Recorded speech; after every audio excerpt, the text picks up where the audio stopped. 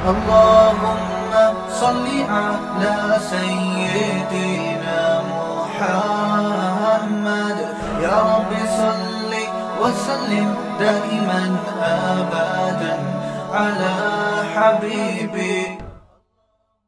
ہماری جو young generation ہے وہ مذہب کو چھوڑ کر پڑھے لکھے لوگوں کی طرف جا رہی, جن کو عرف میں پڑھا لکھا کہا جاتا ہے, حالانکہ ان میں تو اللہ کا خوف ہی نہیں ہے. وہ خود سمجھ میں نہیں آئے گا تو آپ کو کہاں سے سمجھائیں گے. وہ اتنا بڑا سائنسدان اسٹیفن, کیا نام تھا یار اس کا, جس کا انا للہ ہو گیا, اسٹیفن ہاکنگ, کتنا بڑا سائنٹسٹ تھا. اس کی کھوپڑی نے اس کو غلط گائیڈ کیا خدا کے معاملے میں. انسان کا سب سے بڑا مسئلہ پتہ ہے کیا ہے؟ ہمارے لیے سب سے اہم سوال یہ نہیں ہے کہ خربوزہ کھانا ہے کہ آم کھانا ہے یا گوشت کھانا ہے, کیا کھانا ہے. ہمارے لیے سب سے اہم سوال یہ ہے کہ ہمیں کسی نے بنایا ہے یا ہم خود سے بنے ہیں. اور اگر کسی نے بنایا ہے تو بنانے کا کوئی مقصد تھا یا ویسے ہی بنا کے چھوڑ دیا. اور اگر کوئی مقصد ہے تو وہ مقصد کیا ہے؟ دنیا میں ہم آئے ہیں تو اگر ہم خود سے آئے ہیں تو ہمیں ان سوالات کے جوابات کی ضرورت ہے ہی نہیں کہ اتفاق سے کوئی چیز بن گئی تو جاؤ جو مرضی کرو. ایک ایتھیسٹ نے سوال کیا خدا کے بارے میں, ایک مشہور ایتھیسٹ ہے, بہت الٹے الٹے سوالات کر کے لوگوں کو کنفیوژن میں ڈالتا ہے. سوال یہ کیا کہ یہ جو مسلمان کہتے ہیں خدا ہے اور اس نے جہنم بنائی, اس نے جنت بنائی, اگر تم اس کی عبادت کرو گے تو جنت میں جاؤ گے, عبادت نہیں کرو گے تو کہاں جاؤ گے؟ جہنم میں. تو اس نے کہا کہ کامن سینس کی بات ہے کہ خدا اگر ہے تو اس کو کیا پڑی لوگوں کو جہنم میں ڈالے. یہ تو بچے ضدی ہوتے ہیں نا کہ مجھے یہ کھلونا چاہیے, نہیں ہوگا تو میں یوں کر دوں گا, میں یوں کر دوں گا. تو خدا کو اپنی عبادت کی اتنی پرواہ پڑی ہوئی ہے کہ یار میرے سامنے سجدہ کرو, نہیں تو آگ میں پھینک دوں گا. تو کیا معاذ اللہ خدا کا ظرف اتنا چھوٹا ہے کہ جو اس کی عبادت نہیں کرے وہ اٹھا کے آگ میں ڈال دے گا؟ یعنی دنیا میں اگر اولاد باپ کی ایسی نافرمانی کرے تو باپ کا ظرف بعض دفعہ بڑا ہوتا ہے, کہتا ہے جا بیٹا میں نے تجھے پیدا ہو گیا, جا چھوڑ یار, جا جو لائف کو انجوائے کر, مجھے ٹینشن نہ دے, بس یہی کرے گا نا بہت زیادہ. اور ظرف چھوٹا ہوگا تو چمبے لگائے گا اس کے. ظرف کی ڈیفینیشن یہی ہے نا کہ آپ میں برداشت کتنی زیادہ ہے, آپ چھوٹی چھوٹی باتوں کو اگنور کرتے ہو یا اس کو سیریس لیتے ہو. آج کل اس کو ظرف کہتے ہیں, اٹ از کالڈ ظرف. تو اللہ کا ظرف کیا اتنا چھوٹا ہے کہ کوئی اس کی عبادت کرے نہ کرے, نہیں کرو گے تو اس کو اتنا غصہ آتا ہے, بھائی مجھے کیوں نہیں مان رہے, مجھے سجدہ کیوں نہیں کر رہے, مجھے چھوڑ کر بت کے سامنے کیوں جھک رہے ہو. یعنی ان کا کہنا ہے اللہ اگر ہے, بالفرض اگر اللہ ہے تو اس کا ظرف اتنا بڑا ہے, وہ ان چھوٹی موٹی چیزوں پہ وہ نہیں, اس کو ٹینشن نہیں ہے. یہ مسلمانوں کی بنائی ہوئی باتیں ہیں. جو بھی باطل لوگ اعتراضات کرتے ہیں نا, انہی کے اعتراض میں اس کا جواب موجود ہوتا ہے. یعنی آپ اللہ کا ظرف بنا رہے ہو بڑا, اور بڑے ظرف کی ڈیفینیشن یہ ہے کہ وہ غلطیوں پہ آپ کو سزا نہ دے. یہ غلطی ہے نا کہ خدا نے بنایا, وہ کہہ رہے میری عبادت کرو, آپ پھر بھی عبادت نہیں کر رہے, یہ غلطی ہوئی نا. غلطی, اس کو غلطی تو سب مانیں گے. نہیں آ رہا سمجھ میں, تو رہنے دو یار. دیکھو اس کو جب خدا کہہ رہا ہے کہ میری عبادت کرو, 5 ٹائم نماز پڑھو اور رمضان کے روزے رکھو اور میری توحید کے قائل ہو, میرے ساتھ کسی کو شریک مت کرو, یہ غلطی ہے نا. لیکن ان کا کہنا یہ تھی, اس کا ملحدین کا, کہ خدا اس غلطی پر ایسا نہیں ہے کہ وہ ضدی بچوں کی طرح, جیسے بچے ضدی ہوتے ہیں نا, مجھے یہ چاہیے, مجھے یہ نہیں دیا تو پھر ہم یوں کریں گے, اور ایسے تو اللہ بھی غصے میں آ رہا ہے, میں پھر جہنم میں پھینکوں گا, میں یوں کر دوں گا, میں یوں کر دوں گا, میں ایسے کر دوں گا. تو اس کا مطلب معاذ اللہ کا ظرف ایسا ہی ہے جیسے بچوں کا ظرف ہوتا ہے. یعنی اللہ غلطیوں پہ اتنی سی غلطیوں پہ اتنی بڑی بڑی سزائیں کیوں دیتا ہے؟ خلاصہ یہ نکلا کہ اللہ غلطیوں پہ سزا نہیں دے گا. تو ان لوگوں سے میرا سوال یہ ہے کہ آپ کو چونکہ اللہ کی آپ کے دل میں اہمیت نہیں ہے نا, کہ اللہ کی عبادت اور اللہ کی توحید, آپ کی نظر میں یہ غلطی کوئی اتنی بڑی غلطی نہیں ہے.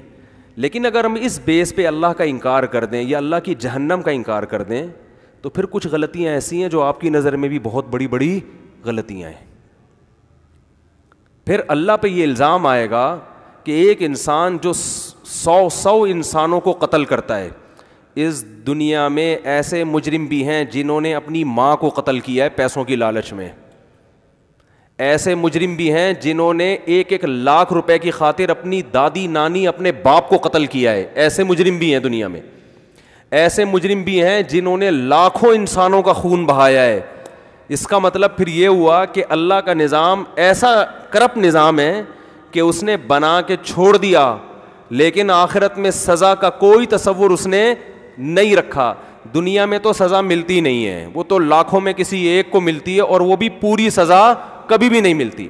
ایک دیکھو ہیروشیما اور ناگاساکی پہ جو ایٹم بم گرایا گیا اور لاکھوں معذور بچے پیدا ہوئے, جنہوں نے یہ جرم کیا تھا, کیا ان کو دنیا میں سزا ملی ہے؟ بلکہ وہ اس بم برسانے کے بعد دنیا کی سپر پاور بن گئے, اور آج جاپان بھی ان کو سلوٹ کر رہا ہے. بہت مشکل ہے بات سمجھانا. وہ اسی وجہ سے تو انہوں نے ایٹم بم گرائے تھے کہ ان کو پتا تھا اس سے بدنامی تو ہوگی, لیکن نام بھی اسی سے ہوگا. ٹھیک ہے نا, شاعر نے کہا ہے نا, بدنام جو ہوں گے تو کیا نام نہ ہوگا. آج جاپان بھی سلوٹ کس کو کرتا ہے؟ امریکہ کی پالیسیوں پہ چلتا ہے. وہ کوئی سزا نہیں ملی, بلکہ اور فائدہ ہو گیا. اور اگر سزا مل بھی جاتی تو جہاں لاکھوں انسان جو معذور پیدا ہو رہے ہیں, اور پتہ نہیں کب تک ہوتے, ابھی بھی ہوتے ہیں, تو ایک انسان کو آپ کتنی سزا دے سکتے ہیں؟ اگر ایک جس نے یہ پالیسی بنائی ہوگی, جس نے یہ کام کیا ہوگا, یا اس پائلٹ پہ اگر آپ ڈال دیں جس پائلٹ نے بم گرایا, اس کو کیا سزا ملی؟ بہت زیادہ ایک گردن اڑا دی جاتی, قتل ہو جاتا, ختم. یہ پوری سزا تھوڑی ہے. دیکھو ایک انسان اس دنیا میں ایک عام آدمی کو قتل کرتا ہے, کسی چرسی کو, دنیا میں اس کی سزا بھی پھانسی کا پھندا ہے. ایک انسان اپنے باپ کو قتل کرتا ہے, دنیا میں اس کی سزا بھی پھانسی کا پھندا. ایک اپنی ماں کو قتل کرتا ہے, اس کی سزا بھی پھانسی کا پھندا.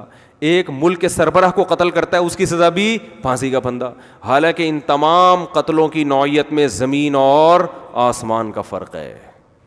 اور یہ بھی جب اصل قاتل پکڑا بھی جائے اور اس کو پھانسی پہ لٹکا بھی دیا جائے. ورنہ ہوتا ہی ہے کہ قتل کوئی اور کرتا ہے, پکڑا کوئی اور جاتا ہے. تو خدا اگر نہیں ہے اور خدا نے جہنم نہیں بنائی, اس کا مطلب پھر خدا معاذ اللہ غلط ہے کہ اس نے انسانوں کو پیدا کر کے چھوڑ دیا اور ان کو بے لگام کر دیا کہ جو چاہے کرتے پھرو, کوئی پوچھنے والا نہیں ہے.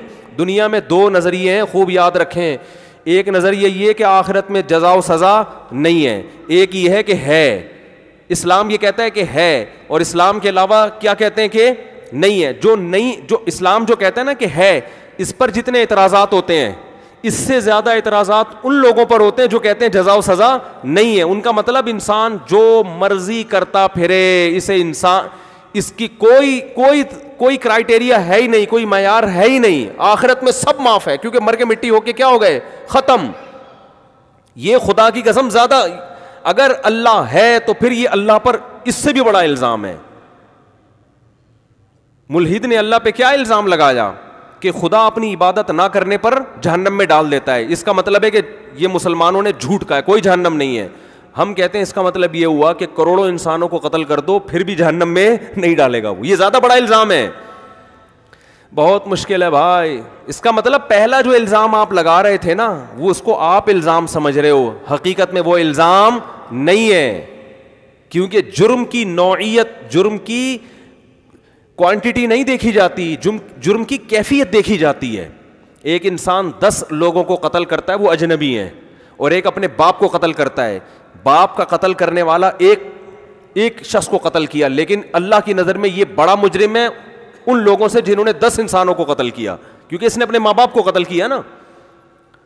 تو اسی طرح یاد رکھو کہ اللہ کی نظر میں سب سے بڑا مجرم وہ ہے جو اس کائنات کو بنانے والے کی نافرمانی کرتا ہے. کیونکہ دیکھیں جتنا گہرا ریلیشن ہوتا ہے نا, جرم کی نوعیت اتنی زیادہ بڑھتی ہے. جتنا گہرا ریلیشن ہوگا جرم کی نوعیت اتنی بڑھے گی. آپ ایک اجنبی کو قتل کر دیں جس کو آپ جانتے نہیں ہو, آپ نے پیسے چھیننے کے لیے اس کو مار دیا, یہ بھی بڑا جرم ہے. لیکن آپ اپنے قریبی دوست کو قتل کر دیں جس کے ساتھ وفاؤں کے وعدے تھے, جس کے آپ پر بڑے احسانات تھے, اس نے آپ کو جاب دلائی, اس نے یہ کیا, اس نے آپ کو باہر بھجوایا, اس کو قتل کریں گے, جرم کی نوعیت کیا ہو گئی؟ بولو, بڑھ گئی. کیونکہ اس سے آپ سے کیا ہے, ریلیشن ہے. لوگ وہ آپ کو تانے دیں گے یار اس پہ تو کم از کم ہاتھ نہ اٹھاتا. جتنا قریبی رشتہ ہوتا چلا جائے گا. پھر سب سے قریبی والدین کا رشتہ ہوتا ہے, ان کو ماریں گے تو منہ دکھانے کے قابل نہیں رہیں گے, آپ منہ دکھانے کے قابل نہیں رہیں گے. تو سب سے زیادہ جو ریلیشن انسان کا ہے نا, خدا یہ کہتا ہے, اللہ یہ کہتا ہے, اگرچہ ملحدین کی یہ سمجھ میں نہیں آتا, اللہ یہ کہتا ہے کہ سب سے قریبی ریلیشن جو ہے اللہ کا بندوں کے ساتھ ہے. مخلوق اور خالق کا رشتہ, اس سے قریب رشتہ کوئی ہو نہیں سکتا, کیونکہ وہ کریٹر ہے, اس نے بنایا ہے تمہیں. وہ نہ ہوتا وہ تم نہیں بنتے, اس نے اپنے ارادے سے تمہیں بنایا, تم اتفاق سے نہیں بنے ہو. یہ جو آج کل ایک نعرے لگائے جاتے ہیں نا کہ انسانیت کا رشتہ سب سے پہلے, مذہب بعد میں, یہ بہت سنا ہوگا آپ نے نعرہ کہ بھائی مذہب کیا ہے بعد میں, سب سے پہلے کیا ہے انسانیت. تو اس کا ایک صحیح مطلب ہے اور ایک غلط مطلب ہے. صحیح مطلب تو یہ ہے کہ انسانیت کا رشتہ, مذہب نے بھی انسانیت کا رشتہ ہمیں بتایا, غیر مسلموں کے بھی حقوق مذہب نے ہمیں بتائے ہیں. تو مذہب یہ یعنی ایک دوسرے کے اپوزٹ ہے ہی نہیں.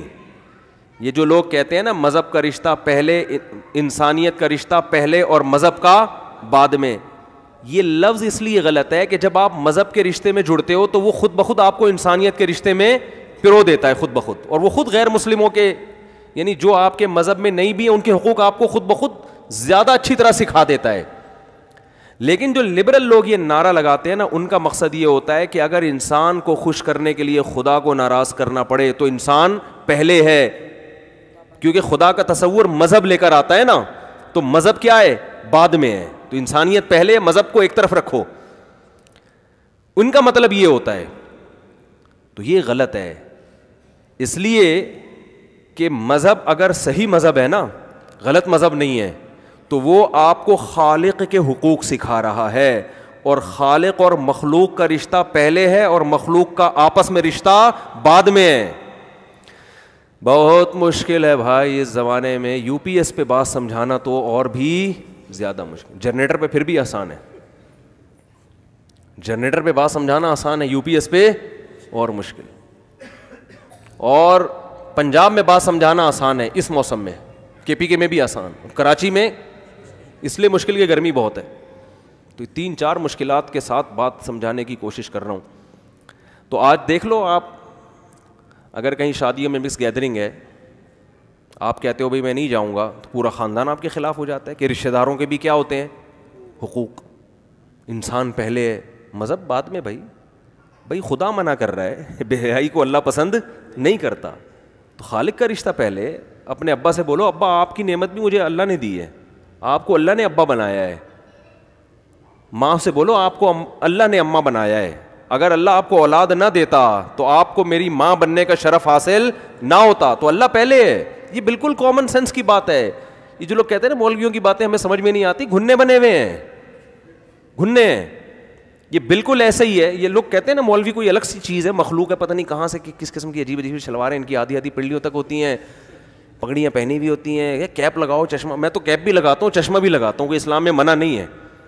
میں اب اپنا نا حلیہ تبدیل کر کے نکلتا ہوں, کیونکہ میرے پیچھے 20 لوگ پڑ جاتے ہیں سیلفیاں میں, چلنا پھرنا مصیبت بن گئی. اب میں کیا کرتا ہوں بھائی, ذرا کیپ شیپ لگائی, کالا چشمہ لگا کے ڈرائیو کر رہا ہوں گاڑی. تو ایک دن میں نے وہ ہٹا دیا. میں نے کہا اس طرح یہ تو ہے کہ پکڑے نہیں جائیں گے, حلیہ چینج ہو گیا. لیکن اگر پکڑے گئے تو پھر وہ 10 لوگ اتنی ٹینشن نہیں دیتے اتنا جس نے پہچانا. وہ کہہ گا ان مولوی کو دیکھو, پتہ نہیں فلم دیکھنے جا رہے ہیں, کیا کر رہے ہیں یہ. وہ کیپ لگائی ہوئی ہے, چشمہ لگایا ہوا ہے, کار بہترین سی ڈرائیو کر کے جا رہے ہیں, یہ پتہ نہیں کوئی فلم دیکھنے جا رہے ہیں. تو میں نے کہا یار اس میں چانس کم ہے پہچانے جانے کا, لیکن جس نے پہچان لیا وہ چھوڑے گا نہیں, وہ فوراً تصویر ڈال دے گا, یہ دیکھو ان کو دیکھو مولوی صاحب, کسی حال میں چین. حالانکہ بھائی وہ کیپ لگانے سے کیوں پابندی تھوڑی ہے, کچھ بھی پہن سکتے ہو آپ, نہ اللہ کی طرف سے پابندی ہے نہ گورنمنٹ کی طرف سے. چشمہ بھی لگا سکتے ہو آپ دھوپ میں, یا اس لیے بھی لگا سکتے ہو. لیکن لوگوں کے ذہن میں مولویوں کا ایک پتہ نہیں کس طرح کا کھوپڑی میں ایک تصور بٹھا دیا گیا ہے, اور اسی وجہ سے لوگوں کو مولویوں سے وحشت بھی ہوتی ہے کہ مولوی نہیں بننا بھائی, مولوی نہیں بننا, نہ اپنے بچوں کو بنانا ہے. کیونکہ ان کے ذہن میں یہ بیٹھ گیا ہے کہ یار وہ تو کسی کام کا رہے گا ہی نہیں, اس کا تو ایک مخصوص ڈریس ہوگا, مخصوص حلیہ ہوگا, ہاتھ میں تسبیح ہوگی. اچھی بات ہے تسبیح ہاتھ میں ہونی چاہیے, لیکن اگر نہیں ہے تو بھائی ہو سکتا ہے انگلیوں پہ پڑ رہا ہو, وہ اللہ کا نام لے رہا ہو, میرے علم میں تو نہیں ہے کہ صحابہ کے ہاتھ میں ہر وقت تسبیح ہوتی تھی, ویسے ہی صبح شام اللہ کا ذکر کر لیں, اور رکھ لیں تو اور اچھی بات ہے, یاد رہتا ہے انسان کو, نہ رکھیں تو بھی ٹھیک ہے.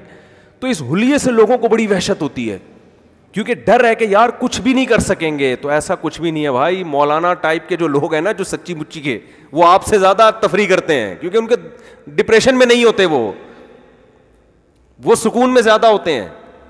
ہاں ڈپریشن اگر ہوتی ہے تو پبلک کی وجہ سے ہوتی ہے کہ یار یہ نہیں کہیں چھوڑیں گے آرام سے, یہ فلم دیکھنے نہ جائیں بس, اتنا نہ براڈ مائنڈڈ بنے. تو ساری تفریحات جائز ہیں, ساری زینت کی چیزیں جائز ہیں. تو ایک عجیب سا دماغ میں, خیر بات کہاں سے کہاں چلی گئی.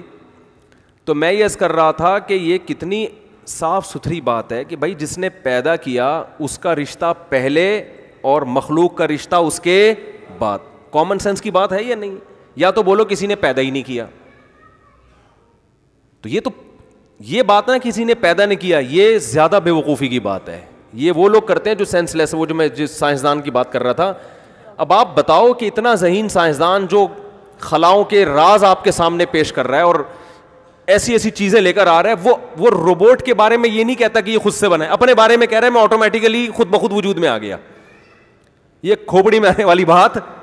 دیکھو اگر انسان خود سے اتفاق سے وجود میں آیا تو ایک چیز بن جاتی نا, مرد الگ بن رہا ہے, عورت الگ پیدا ہو رہی ہے, اور دونوں ایک دوسرے کی ضرورت ہیں, اور ادھر بچہ پیدا ہو رہا ہے, ادھر ماں کی چھاتیوں میں دودھ آ رہا ہے. ایسی انسٹالیشن یار آٹومیٹیکلی, خدا کی قسم دنیا میں اس سے بڑا پاگل کوئی نہیں ہے جو یہ دعویٰ کرے کہ یہ خود بخود ہوا ہے. یہ ہو نہیں سکتا.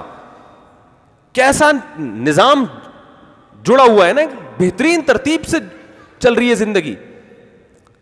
ادھر بچہ پیدا ہوتا ہے, ادھر ماں کی چھاتیوں میں دودھ. یہ کیا ارتقاء کا نتیجہ ہے یہ؟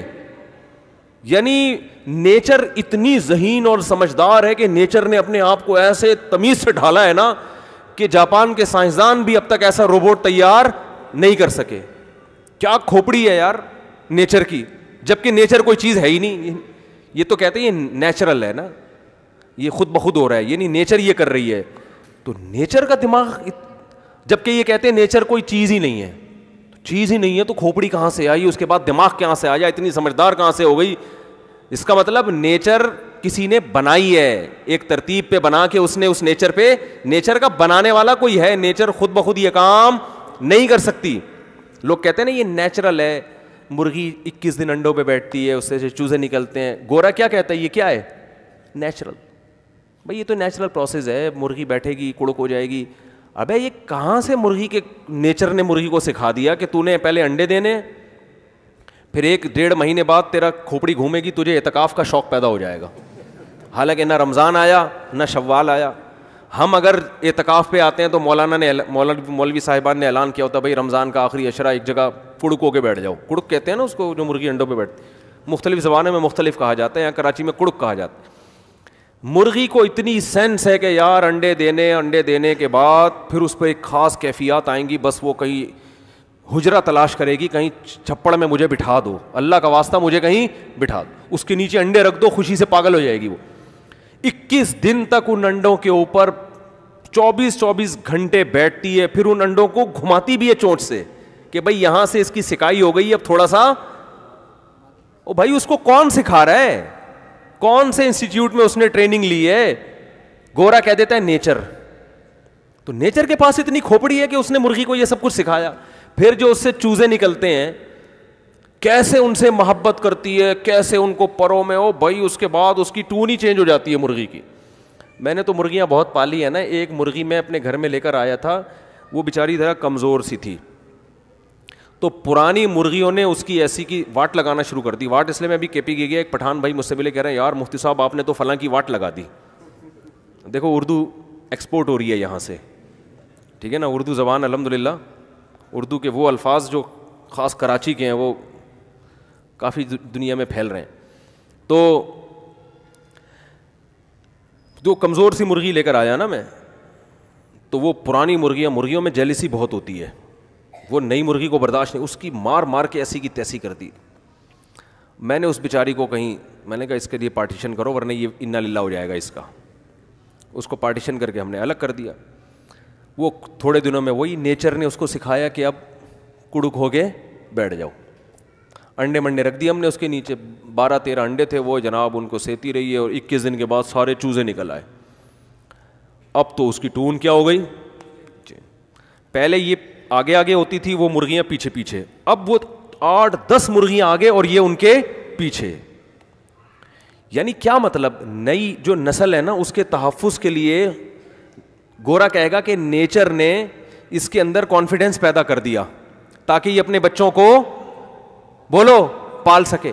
نیچر تو پھر گورے سے بھی زیادہ ذہین ہے بھائی, وہ ہے کہاں, اس کو لے کر آؤ, ہم اس نیچر کی پوجا پاٹ شروع کر دیں, اس کو ہم کھلائیں پلائیں, اس کا شکریہ ادا کریں. کہاں ہے وہ نیچر, وہ فطرت ہے کہاں جو اتنے ذہین ہے کہ جس نے بچوں کی تربیت کے لیے اس کمزور مرغی میں ایسی موٹیویشن پیدا, حالانکہ وہ کمزور ہے ابھی کیونکہ 21 دن اس نے تمیز سے کھایا پیا نہیں ہے, وہ تو ادھوئی ہو چکی ہے, لیکن اس میں کانفیڈنس اور بہادری اتنی زیادہ کہ اس نے کہا بھائی بزبان حال کہہ رہی تھی کہ ہاں کسی میں دم ہے تو آئے نا ذرا, اب دیکھتے ہیں.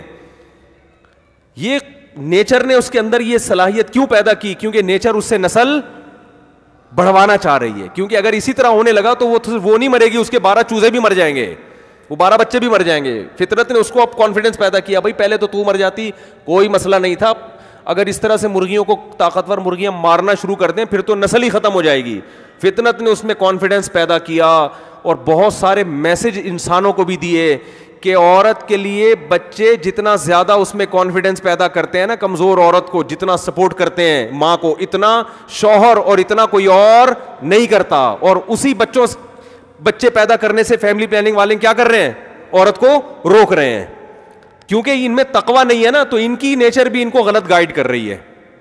میں نے بتایا نا کہ قرآن کہہ رہا ہے اگر تقویٰ نہیں ہوگا تو تمہیں گائیڈنس کیسی ملے گی, غلط. تو چونکہ ان میں تقویٰ نہیں ہے نا, تو یہ بھی عورت کو کہنے 2 بچے اچھے, اس کا مطلب عورت کا فیوچر آپ کیا کر رہے ہو, برباد. نہ اس کے پاس بیٹے ہوں گے نہ بیٹیاں ہوں گی, اور ہمیشہ تھوڑی ایسی جوان رہے گی وہ. میں نے اس مرغی کو دیکھ کے کہا, میں نے کہا یار دیکھو اس کے بچے ہوئے, ایسا کانفیڈنس. اس نے کہا بھائی میرے 12 بچے ہیں بھائی, ان میں 6 نر ہیں 6 مادہ ہیں, داماد بھی ملیں گے اور بہویں بھی ملیں گی مجھے. ایسی کی تیسی, اب کوئی آئے تو صحیح دیکھتی ہوں. ان سے محبت اور ان کی حفاظت کے جذبے نے اس میں آگ بھر دی, آگ بھر دی. وہ جیسے وہ ایک قصہ ہے نا کہ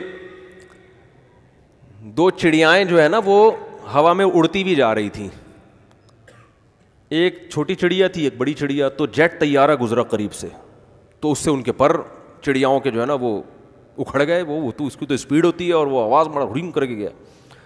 تو یہ چھوٹی چڑیا بڑی چڑیا سے پوچھتی ہے, اس کی امی ہوگی, امی یہ بھی چڑیا ہی ہے اتنی بڑی, اس کی اسپیڈ اتنی تیز اور آواز, اور ہٹو بچوں یوں گئی, ہمیں ہلا دیا اس نے, تو اس میں اور ہم میں کیا فرق ہے, یعنی ہم اتنی اسپیڈ سے کیوں نہیں اڑ سکتے.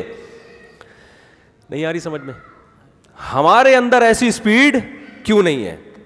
تو بڑی چڑیا نے کہا کہ بیٹا کوئی فرق نہیں ہے, بس فرق صرف اتنا ہے کہ اس کی دم میں آگ لگی ہوئی ہے, ہماری دم میں آگ نہیں لگی. یہ مثال دیتے ہیں ٹائم لینڈر والے, بڑی خاندانی مثال ہے. اس کی دم میں آگ لگی ہوئی ہے, ہماری دم میں آگ نہیں لگی. کاپی رائٹ کا مسئلہ ہو جائے گا نا, اس لیے میں بتا رہا ہوں کہ ان کی مثال ہے یہ. اس کی دم میں آگ لگی ہے. تو ماں کے جب بچے پیدا ہوتے ہیں نا تو ماں کی دم میں آگ لگ جاتی ہے. مرغی کے جب چوزے ہوتے ہیں تو اس کی دم میں آگ, پھر اس کی اسپیڈ وہی ہوتی ہے جو جیٹ طیارہ. اب ہٹ, اب کوئی آ کے دکھائے. یہ نیچر ہے, نیچر کا آلٹرنیٹ نہیں ہوتا. عورت کو بچوں سے جو سکون ملتا ہے نا, اس کو جو ایک احساس پیدا ہوتا ہے کہ میں مضبوط ہوں, یہ کسی اور چیز سے مل ہی نہیں سکتا. اس کا علاج سائنسدانوں کے پاس نہیں ہے, نہ نفسیاتی ڈاکٹروں کے پاس ہے. نفسیاتی ڈاکٹر ٹیبلٹ دے دے کے اور کاؤنسلنگ کر کے الٹی سیدھی چیزیں کرتے رہیں گے, وہ اپنے حساب سے کر رہے ہیں. یہ اصل حل نہیں ہے اس کا. نیچر سے تھوڑی کوئی لڑ سکتا ہے بھائی. تو میں یہ کہہ رہا تھا وہ اتنا بڑا سائنسدان تھا لیکن اس کی کھوپڑی نے صحیح کام نہیں کیا. اس نے کہا یہ کائنات بغیر کسی خدا کے چل رہی ہے. تو یہ جب تک تقویٰ نہیں ہوتا نا آپ کے اندر, قرآن تبھی تو کہتا ہے کہ بل لما یذوقوا عذاب, کبھی قرآن کہتا ہے انہوں نے میرا عذاب نہیں چکھا ہے اس لیے یہ ہری ہری سوچ رہی ہے, بیٹھ کے باتیں کر رہے ہیں. کبھی کہتے ہیں کہ قرآن کہتے ہیں خواہشات کے غلام ہیں یہ. کبھی قرآن کہتا ہے ناشکرے ہیں یہ لوگ, کفور ہیں, کفور بڑے ناشکرے, پیدا کرنے والے کو بھول گئے ہیں. بہت سارے لقب اللہ نے ان کو دیے جو خدا کے منکر ہیں, کفور, ناشکرے اور جلد باز. بہت سارے لقب دیے اللہ نے. تو خیر جلدی سے بات کو سمیٹ کے میں ختم کرتا ہوں. میں یہ عرض کر رہا تھا کچھ چیزیں 2 اور 2 4 کی طرح واضح ہوتی ہیں, کچھ چیزیں 2 اور 2 4 کی طرح غلط ہوتی ہیں. سارا مسئلہ ہوتا ہے ان بیچ کی چیزوں کا, کہ جو حکمت کی باتیں جو اللہ ہر ایک پر نہیں کھولتا, اس میں اگر آپ لالچی لوگوں کو سنیں گے تو بسا اوقات وہ آپ کو غلط گائیڈ کرنا شروع کر دیتے ہیں. اس کا نتیجہ یہ نکلتا ہے کہ آپ غلط کو صحیح سمجھ کے کرنا شروع کر دیتے ہیں. تو اس میں سوائے پیغمبروں کے آپ کے پاس کہیں سے بھی آپ کو صحیح گائیڈنس نہیں ملے گی. یقین نہ آئے تو جن کے پاس پیغمبروں کی تعلیمات نہیں ہیں ان کے حالات آپ جا کے دیکھ لو. دھکے اتنا کچھ ہو کے بھی دیکھو, اللہ نے ان کو وسائل اتنے زیادہ اس لیے دے دیے, شاید یہ حکمت ہو کہ اگر وسائل کی کمی سے دھکے کھا رہے ہوتے نا, ہم کہتے ہیں بھائی یہ تو اس لیے. وسائل اتنے زیادہ ہو کے بھی اگر کوئی قوم ڈپریشن اور اسٹریس میں ہے, کوئی قوم اگر بوڑھے ماں باپ کو گھر میں رکھنے کے لیے تیار نہیں ہے, جو فیملی سسٹم پورا جو انسان کی نیچر ہے وہ پورا سسٹم جس قوم کا تباہ ہو گیا ہو, تو اس میں اللہ نے بتا دیا کہ سب کچھ ہونے کے باوجود کون سا فالٹ ہے اس معاشرے میں کہ پھر بھی تباہ ہو رہے ہیں. وہ فالٹ سوائے اس کے کہ مذہب کو فالو نہیں کرتے, اس کے علاوہ کوئی فالٹ نہیں ہے. اور ہمارے ہاں فالٹ ہی فالٹ ہیں, ہر کوئی وسائل ہے ہی نہیں ہمارے پاس, لیکن اس کے باوجود ہمارے ہاں کم از کم جو انسان کی نیچر ہے نا, دیکھو اللہ نے 2 قسم کے جانور پیدا کیے نا, ایک فیملی بنا کے رہنے والے اور ایک گھوڑے گدھے ہیں جو جن کا کوئی رشتہ داری نہیں ہوتی. بہت سے جانور ہیں نا ایسے, پرندوں میں آپ نے دیکھا ہوگا جو نر مادہ جوڑوں کی شکل میں رہتے ہیں, مل جل کے اولاد کی تربیت کرتے ہیں, بہت سے جانور ایسے ہیں. تو انسان ان لوگوں میں آتا ہے جو مہذب ہیں, جو باقاعدہ ایک خاندان کی صورت میں رہتے ہیں. گدھے گھوڑوں کی کیٹیگری میں انسان بولو نہیں آتا. لیکن آپ بتاؤ جو غیر مسلم ہیں انہوں نے انسان کو گدھے گھوڑوں کی فہرست میں لائے کہ نہیں لے آئے؟ جس قوم میں نہ پتہ چل رہا ہو کہ باپ کون ہے اور باپ اپنی ذمہ داری اٹھانے کے لیے تیار نہ ہو, اس کا مطلب روحانی اعتبار سے اس میں اور گدھے میں گھوڑے میں کوئی فرق نہیں رہا ہے. تو اس کو آپ کیسے کہہ سکتے ہو کہ یہ کامیاب لوگ ہیں؟ کیسے آپ کہہ سکتے ہو؟ اگر آپ کا وسائل زیادہ ہیں تو اس کا مطلب وسائل تو ہمارے سیاست دانوں کے پاس بہت زیادہ ہیں, تو کیا وہ صحیح لوگ ہیں؟ بولو نا بھائی. ایک بڑی بہترین مثال دماغ میں آئی تھی, وہ نکل گئی, میں بار بار اس کو روک کے رکھ رہا تھا کہ یہ نکلے نہیں. خیر کھوپڑی سے نکل گئی, اللہ کرے دوبارہ آ جائے. تو اللہ تعالیٰ نے کچھ باتیں 2 اور 2 4 کی طرح رکھی ہیں, کچھ باتیں یعنی واضح رکھی ہیں, کچھ باتیں 2 اور 2 4 کی طرح بالکل غیر واضح, اور کچھ کیسی ہیں, کچھ ایسی باتیں جس میں انسان کنفیوز ہوتا ہے, اس کو صحیح گائیڈنس چاہیے ہوتی ہے. تو اگر آپ کے اندر تقویٰ ہوگا تو آپ کو ایسے لوگوں کو اس میں آپ کو فالو کرنا پڑے گا جن میں خود تقویٰ اور للہیت ہو. اگر آپ نے ایسے لوگوں کو فالو نہیں کیا تو وہ صحیح کو غلط اور غلط کو صحیح کر کے آپ کو جہنم کے ایندھن بنا دیں گے, وہ آپ کو غلط رخ کی طرف آپ کو لے جائیں گے.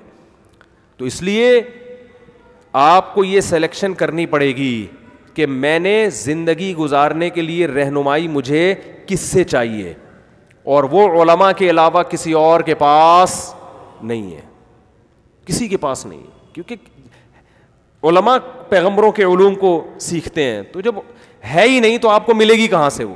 مفتی طارق مسعود صاحب کے بیانات سننے کے لیے youtube.com/مفتی طارق مسعود کو سبسکرائب کریں, اور اگر آپ لائیو ویڈیو کو کبھی بھی مس نہیں کرنا چاہتے ہیں تو سبسکرائب کرنے کے بعد بیل آئیکن پہ کلک کرنا مت بھولیں. جزاک اللہ.